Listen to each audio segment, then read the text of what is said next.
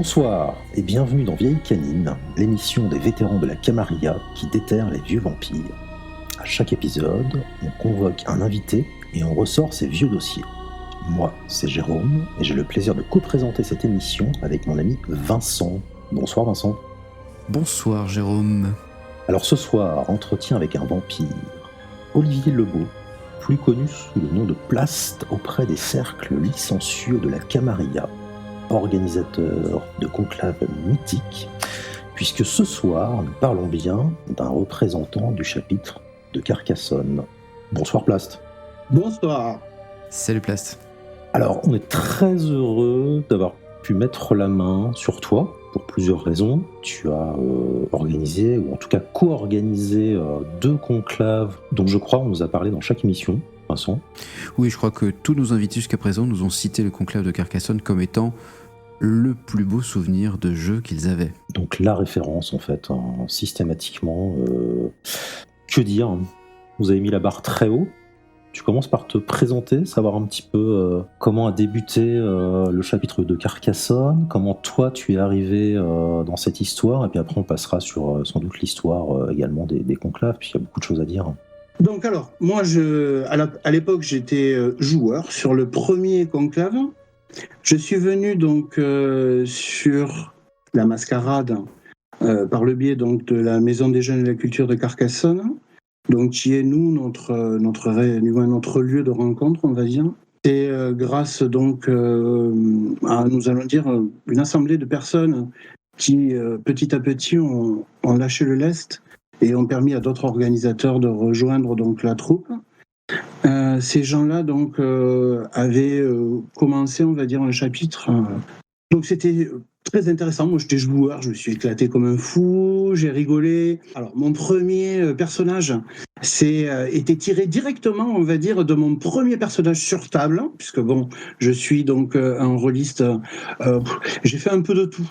Donc, j'ai commencé donc sur table, ensuite donc en grandeur nature. C'était à quelle époque ça ? Fin 95, je pense, si je ne me trompe pas. La sortie de Tempère difficile. Mais sinon, donc, voilà, donc j'ai joué donc mon premier personnage à vampire qui s'appelait Édouard Mondeville, qui avait le sobriquet par les autres joueurs autour de la table de immonde et vil. C'était un tréméré. Ah, très bien, ça change. Immonde et vil, immonde pas et mal. vil, oui. Wow. Il était gentil quand même. C'était un humaniste, ce monsieur. Fred était conteur, Val était joueuse à cette époque-là, il y avait tous mes potes, donc il y avait Bab, et donc on s'est lancé donc dans le jeu et en avant. Bon, on a fait énormément de bêtises, hein, c'est le début, genre le tréméré à l'arc, voilà, dommage, le tréméré à l'arc. Ensuite, qu'est-ce qui s'est passé ? J'ai créé un toréador qui m'a donné aussi beaucoup de plaisir en tant que joueur. C'était intéressant, c'était agréable, c'était rigolo. Lui aussi est malheureusement mort. Donc suite à ça, on est parti donc sur de l'antagonisme et devenir donc conteur, si l'on peut dire. On a créé Aristide. Je ne sais pas si celui-là vous avez dû le voir par contre. Ouais, exactement. Le fameux. Ouais. C'est l'antago que je possédais donc et que j'interprétais pour jouer donc les parties nationales. C'est celui qui se baladait en partie nationale. C'était pas un ancien, c'était un ancien. Et l'intérêt de la chose justement, c'est de pouvoir jouer avec les joueurs et de pouvoir jouer, on va dire, avec donc les gros personnages, donc faire l'entre-deux, distribuer le travail, on va dire entre guillemets. C'était sympa. Moi, j'ai pris beaucoup de plaisir à jouer à Aristide, je me suis régalé.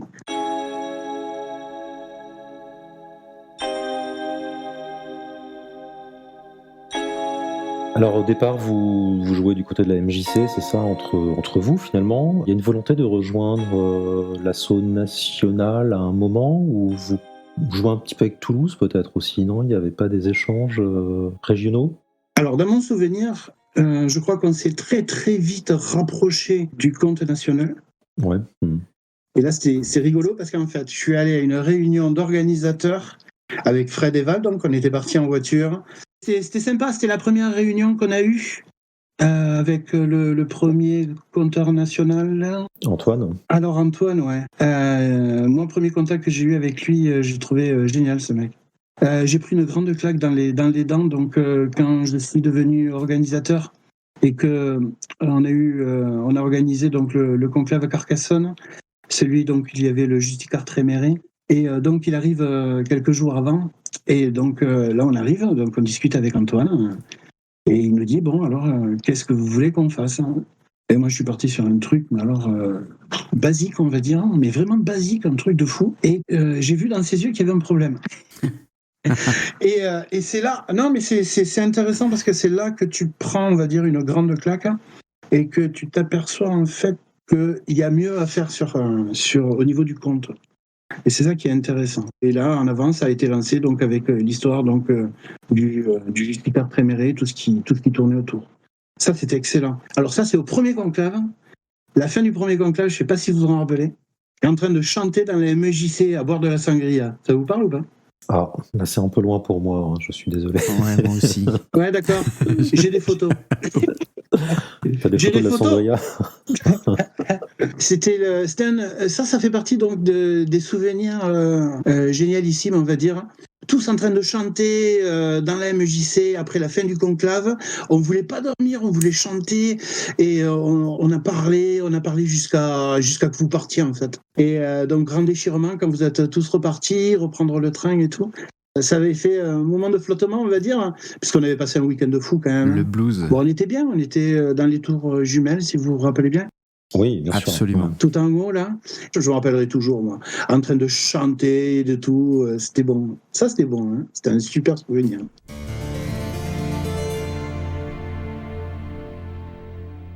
Effectivement, c'est des super souvenirs. Et est-ce que tu réalises à quel point tu as marqué l'ensemble des joueurs ? À quel point ce fameux conclave de Carcassonne a été une référence absolue?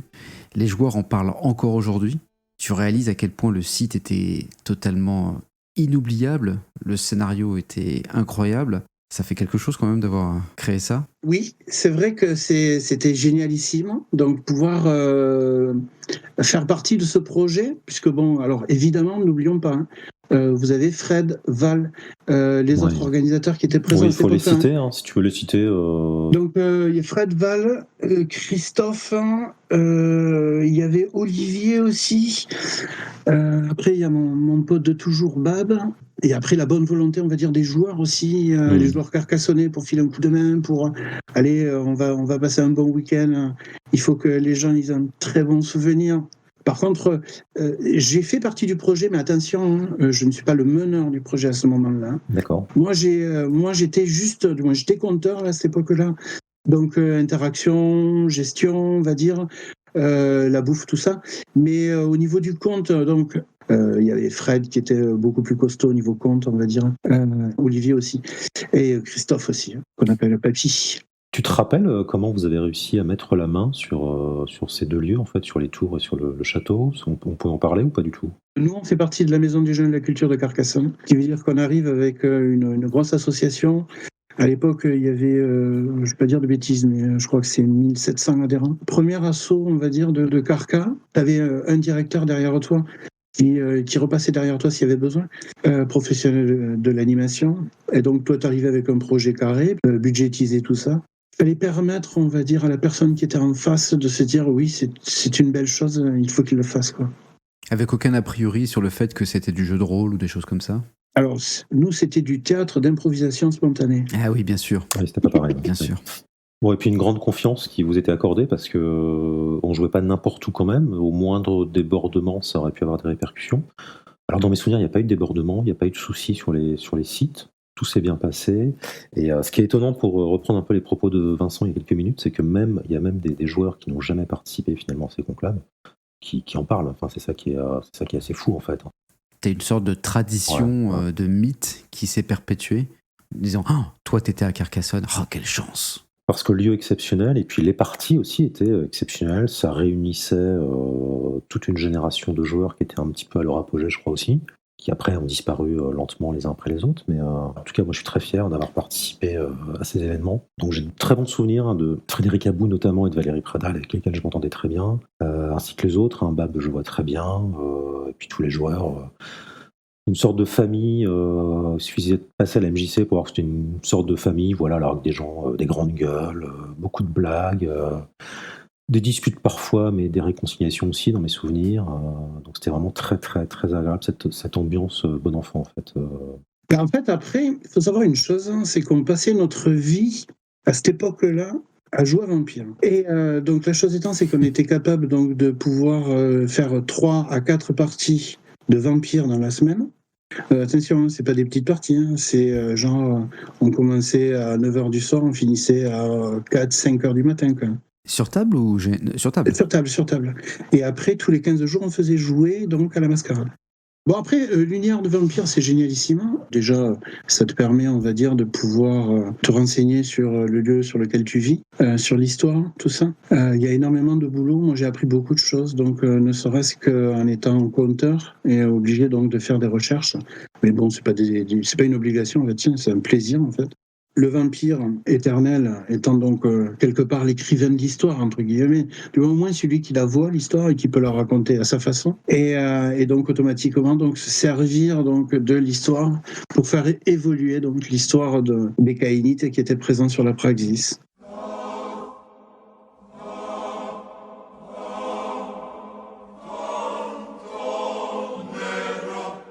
Alors, qu'est-ce que vous avez utilisé de fondamentalement historique, qui était lié à Carcassonne, que vous avez réutilisé dans le World of Darkness, le monde des ténèbres de Carca? Alors tout d'abord, on va prendre un antagoniste, Olivier de Terme, qui était présent donc, pendant la croisade, avec les histoires des faïdites et tout ça, avec la position carcassonnaise, on va dire, donc automatiquement, quelque part, la position qui est suivie par les mortels, puisque les mortels, logiquement, donc, sont quelque part tenus par les caïnites qui sont en place. Cette partie-là, nous allons dire, qui a permis donc de se resserrer, on va dire, au niveau donc par rapport au cadre national, puisque justement vous en avez parlé, vous avez eu Raph, puisque Ouais. Hugues Desarciers est un mortel qui était présent. Ah oui, c'est excellent ça. Oui, ah oui. Moi, Hugues Desarciers, il y a des soirs, il a eu les oreilles qui ont sifflé. Hein. Et après, donc alors la croisade, et à partir de là, qui me vient donc à l'esprit à Jeanne Lanoire, qui était donc un être assez malsain, nous allons dire, qui a créé pas mal donc de problématiques donc sur Carcassonne. Après, évidemment, donc tu as l'antagoniste donc carcassonnais, c'est Montségur. Donc tout est dit dans le nom, on va dire. Donc un Malcavien anti-tribu présent donc et qui œuvre donc dans la région justement contre donc la Camarilla. Tu vois autre chose? Tu voyais quelque chose de précis peut-être? Toute l'histoire des Cathares m'intéresse beaucoup et je voulais savoir dans quelle mesure vous aviez réutilisé ça dans la chronique de Carcassonne. Et bien donc le final donc de la chronique de Carcassonne a tourné donc autour d'un antagoniste que j'ai joué. Cet antagoniste s'appelait donc Gilles de Terne, qui en fait est venu donc sur la Praxis à un moment où donc il n'y avait plus de prince et donc il y avait plusieurs donc caïnites qui voulaient reprendre donc la Praxis. Ce personnage-là, je ne l'ai pas joué, il l'interprétait seul. Je l'ai interprété, on va dire, avec un autre organisateur qui nous a rejoint dans l'équipe. Donc c'est Rémi. Et c'est avec Rémi, on va dire, qui lui faisait une thèse donc sur le 13e. On a permis donc de faire une chose assez surprenante. Je ne sais pas s'il y en a d'autres qui se sont permis de faire ça. On a détruit la Praxis pendant 1 an. Détruit? Oui, détruit. Un conclave, du moins pas un conclave, une partie régionale. Le prince a été attrapé par des représentants de la Camarilla et été mis donc en geôle. Ah, c'est excellent. Et là, le prince donc en geôle quitte donc la Praxis. Un archonte qui arrive sur la Praxis et qui détruit tous les mois quelque chose. Donc qui arrive, qui dit bon ben voilà, quelle influence celle-là, maintenant c'est mortel. Je ne veux plus aucune présence caïnite dans telle influence. Tel lieu, ben maintenant, ce n'est plus un Élysée, c'est un lieu. Et la chose étant, c'est que ça a duré 1 an. Et on a voulu mettre ce sentiment lourd, on va dire, donc sur tous les joueurs qui voyaient la Praxis se démembrer.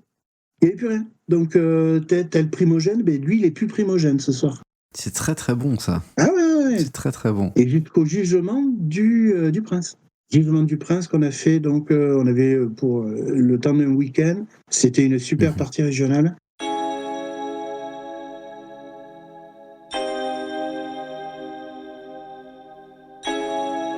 Tu as des souvenirs de tes sorties de Carcassonne sur des parties nationales, justement, sur des conclaves dans d'autres villes? Bah, évidemment. Ouais. Villon. On voit Villon à Paris. Sans déconner. C'était pas top, ça? Et quel interprète? Ah Je oui. sais pas, moi je l'ai pas vu. Hein, Toi, tu l'as pas vu, oui. Mais bon, tu as dû avoir des photos, non, peut-être hein.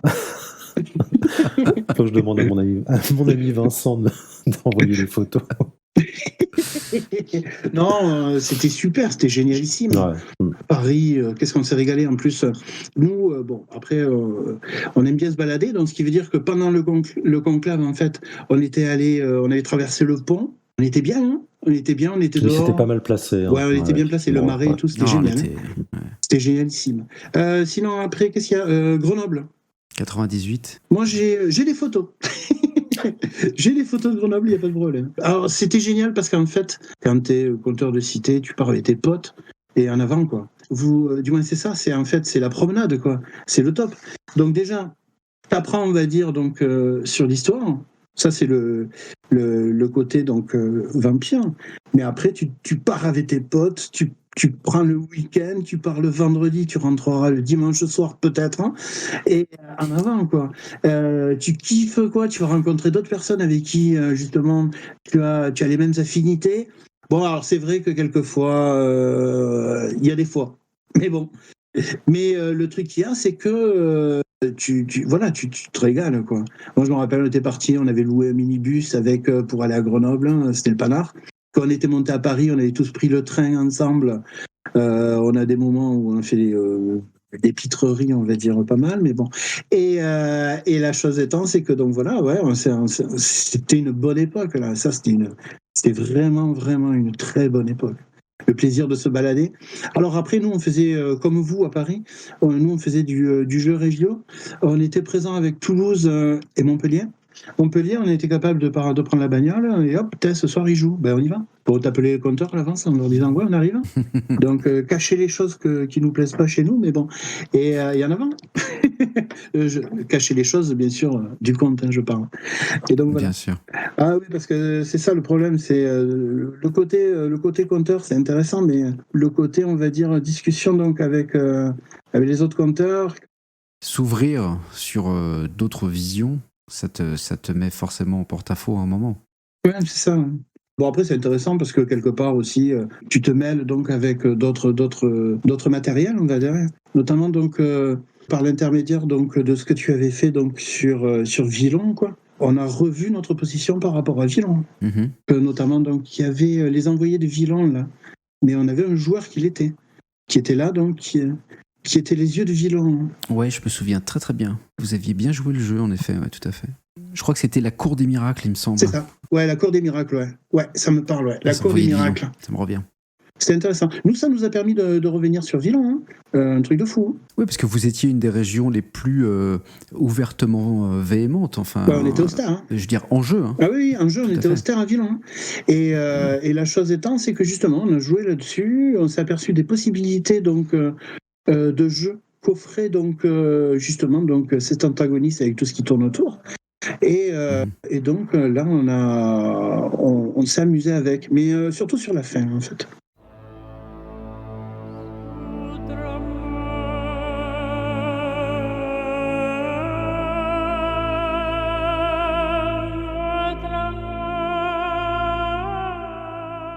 Alors pour rester sur les conclaves, en 2015, tu réponds présent quand il s'agit de participer au dernier conclave. Tu rempiles. Tu as eu un moment d'hésitation, tu ne pouvais pas poser de questions. Tiens, un dernier conclave. D'abord, il y a eu Raph qui m'a contacté. Et je crois que j'ai mis 1 an pour lui répondre, mais je ne savais pas pourquoi, en fait. Donc, tu as un peu hésité. Et non, j'étais en plein boulot, en fait, et c'est un moment, on va dire, où je voyais que mon travail, je ne voyais pas le qu'il y avait autour. Ah non, mais après, le kiff, quoi. Le kiff, pouvoir vous revoir, passer la soirée qu'on a passée, dormir dans le château dans lequel on a dormi. Ah, c'était le panard, se balader dans ce lieu-là. Déjà, de toute façon, quand tu as un site, tu as à peu près, moi je dirais que tu as au moins 60 à 70% donc, du conclave. Du moins, ressenti des joueurs, en tout cas. Ouais, voilà, du retour positif, tu as 60 à 70%. Déjà, quand tu as un lieu exceptionnel comme c'était le château de Denon, c'est ça, hein? Denonville. Denonville, voilà. C'était génial. Il y avait une cave. un truc de fou. Tu pouvais descendre dans une cave. Ah ouais, là, c'était bien, on a bien kiffé. Moi, je me suis régalé. En plus, revoir les Allemands, c'était exceptionnel. Ces gens-là sont exceptionnels, on va dire. Et ils mettent la barre très haut, on va dire, au niveau du RP. Ah ouais, c'était le panard. Donc tu nous en veux pas? Ah non, pourquoi? Même si on a détruit Carcassonne. Oh non, mais ça, tu peux en faire ce que tu veux, dans Carcassonne. Ah, pardon. Et moi, je l'ai bien détruite. Oui, y a pas de J'étais problème. ravi que tu me confesses ça, parce que nous, on s'en voulait un petit peu quand même. On s'est dit, allez, arbitrairement, il faut qu'on détruise une région. Allez, boum, Carcassonne, 2014, arbitrairement, est détruite par le Sabbat. Et là, vous arrivez tous les deux de Carcassonne comme étant les ultimes survivants de la région. C'était pas facile à jouer, ce truc-là. Ah, c'était sympa. Un des bons moments, je me suis retrouvé, je crois que c'est à la fin, on n'a pas vu le début de la fin, parce que j'étais dans les bois avec Maëva, Ah, toi aussi? à avoir peur des tentacules qui se baladent. Non mais attends, le truc de fou, on était dans les bois, tranquille. Et là, tout d'un coup, mais qui c'est? Mais c'est Maëva. Mais non. Mais attends, elle est dangereuse, celle-là. Oui. Et donc, bon, après, on se rapproche, on discute, et donc après, on a assisté au final fabuleux. Ce final était gigantesque. Un truc, voilà. T'y penses encore, je me le suis rematé plusieurs fois, puisqu'il y a la vidéo qui tourne. C'est un truc de fou. Je crois que c'est une scène au sujet de laquelle on a pas mal discuté, qui était un petit peu compliquée à scénariser. Il y avait beaucoup d'échanges là-dessus, mais bon, au final. Une scène un peu passive, Ouais, c'était. de finale qui ne pouvait pas être interactive, mais malgré tout, qu'on a voulu interactive, le final n'étant pas scripté. Enfin, il était scripté, mais il n'était pas. L'issue n'était pas jouée, c'est ça. Ouais. L'issue n'était pas jouée. Et par un système de pondération, d'action réussie ou manquée, on a fait un script qui pouvait évoluer et faire effectivement gagner Arikel ou Vedarta comme tu l'as vu. Tu avais des objectifs, toi, compliqués? T'as réussi? Ou tu t'es complètement vautré? Non, moi je suis vautré, moi j'ai profité. Non, mais moi j'ai profité de mon week-end, moi. Ah, mais c'était un truc de fou. Le kiff, quand je suis rentré donc dans l'hôpital, là, L'asile. L'asylum. ah ouais, l'asile, non, truc de fou. C'était génial. Et donc, et après, donc, moi je devais courir après la coupe. Tu te l'es fait voler. Oui, c'est les Assamites. Hein. Oh, c'est pas possible ces gens-là. Hein. Alors une coupe qui avait déjà été dérobée d'ailleurs lors d'un conclave à Carcassonne, hein, justement, puisqu'elle était en possession du prince Bénédicte fut un temps, et nous avions réussi à la dérober. Je me rappelle qu'il l'avait oubliée dans une alcôve et elle avait disparu. Voilà. Ah, ben ça. Hein. Je pense qu'elle a fini dans mon véhicule. Voilà.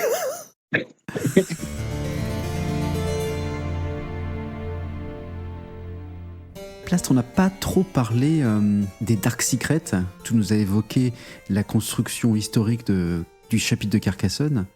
Est-ce qu'il y avait des trucs très très sales qu'on n'a jamais connus? Oui, ça c'est possible, oui. Si le prince donc avait été détenu donc par les geôles fascistes de Camarilla, c'est parce qu'en fait il était diaboliste.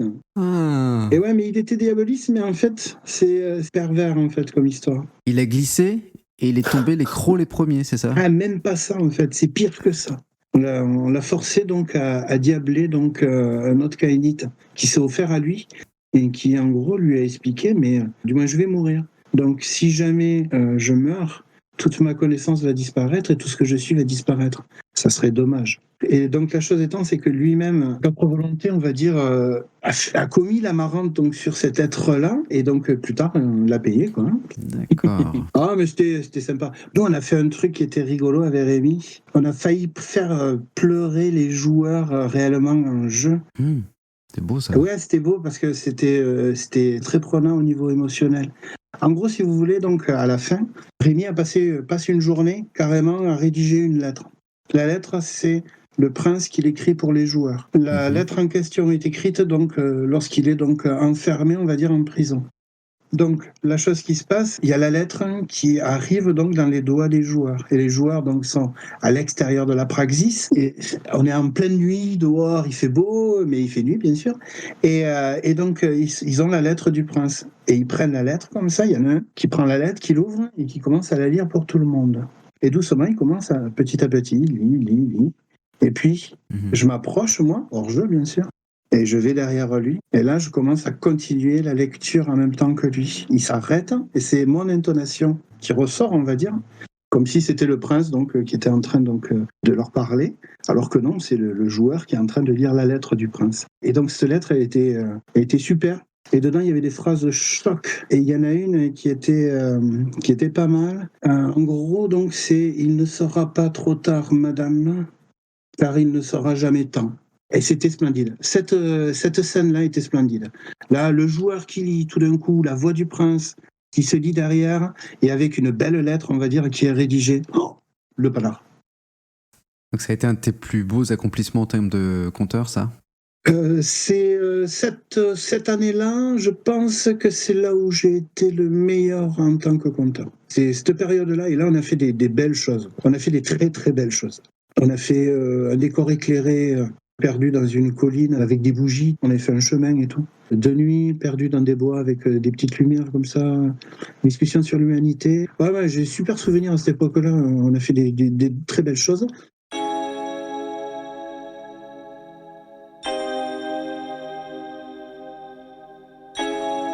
Plast, on voudrait savoir un petit peu, si tu veux bien nous en parler, ce que tu deviens un petit peu hors jeu. Pendant un temps, j'ai tenu un magasin, ce qui m'a coupé, on va dire, de toute vie autre que le travail. C'était une horreur. Non, mais c'était horreur. Et donc, suite à ça, donc, avant que tout se passe mal, j'ai arrêté. Et là, maintenant, je redécouvre donc la vie en étant animateur, donc dans une école. Et je m'occupe des petits-enfants, donc, et des moyens enfants, on va dire, tout au long donc, de la journée. Toujours sur Carcassonne. Oui, toujours sur Carcassonne. Et c'est par l'intermédiaire, on va dire, de la mascarade d'ailleurs, que j'ai passé mes diplômes. D'accord. C'était justement par le biais de la MJC que j'ai passé un truc de mon BATEP. Et du côté de la MJC, alors, il se passe plus rien? Là, pour le moment, là, c'est mort depuis le début du Covid. On a fait un petit retour à la MJC à un moment donné, là quand on a eu la possibilité, et ça a refermé, donc totalement fermé. Ça va réouvrir, je pense, incessamment sous peu. Mais bon, c'est dur en ce moment pour le monde des associations. Plast, l'expression ou phrase culte que tu retiens de tes années camariesques? On a un truc qui est resté qui vient vraiment donc de la mascarade, mais c'est carcassonné. C'est le PAC. P-A-C. Ce qui veut dire en gros piège à con. Donc en gros, je vous explique. Vous avez une belle gangrèle. Elle est très très jolie. Cette pauvre gangrèle, en fait, monte les marches d'un escalier et paf, elle tombe sur un pieu et elle se retrouve coincée au milieu. Et là, tu as tous les organisateurs qui regardent les joueurs les uns après les autres essayer de la sauver. C'est de là que vient le PAC, le piège à con. Tous ceux qui voulaient essayer de sauver la gangrèle. Ça, c'était rigolo, ça. Je te propose encore une ou deux petites questions avant de te laisser retourner en torpeur. Est-ce que tu aurais, pour nos auditeurs, une œuvre que tu leur recommanderais, qui t'a marqué? Bon, alors moi, en ce moment, ce qui me marque beaucoup, donc, c'est les règles de Vampire, 20e édition Dark Age. C'est une horreur, je me tape la totale en ce moment. En veux-tu, en voilà du Moyen-Âge. Et le problème étant, c'est que maintenant, on a beau sortir de torpeur, on vieillit. C'est difficile de pouvoir garder tout en mémoire. Et donc, donc en bouquin, moi, ce que je suis en train de me taper, donc je me suis retapé La Mort Rouge, là, récemment. Ah oui. Ah, super. Alors, je suis surpris que tu sois le premier à nous en parler, Plast, parce que moi, j'en parle régulièrement. J'en ai encore reparlé ce week-end. Est-ce que tu veux bien nous en parler de La Mort Rouge, pour ceux qui ne connaissent pas? C'est une histoire fantastique, on va dire, dans le monde donc, des ténèbres, parce que c'est le monde des ténèbres. Attention, on ne s'arrête pas simplement qu'à Vampire. Il y a plein de choses, mais je ne vais pas vous le dire. Je vous laisse le lire. Mais par contre, vous allez kiffer grave, parce que c'est vraiment fabuleux. On découvre des choses croustillantes, un truc de ouf.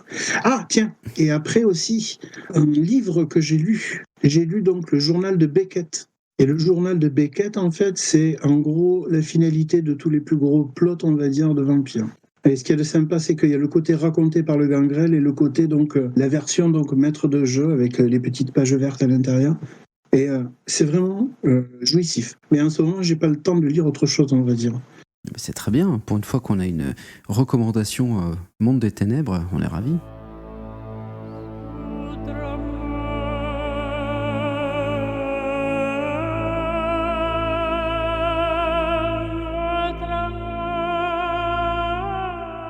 Tu nous as parlé d'Antoine Mélan tout à l'heure, que tu aimerais bien entendre sur ces ondes. Est-ce que tu as d'autres noms à nous suggérer, d'autres personnes que tu souhaiterais qu'on retrouve? Antoine Dongardi. Antoine, ouais, qui a déjà été cité.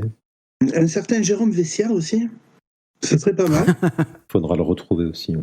Il y a aussi un autre, son compère là, Vincent. Je sais pas trop qui c'est ce mec là, mais il a l'air sympa. Faudrait voir Introuvable. si on peut les trouver peut-être pour leur poser 2-3 questions aussi.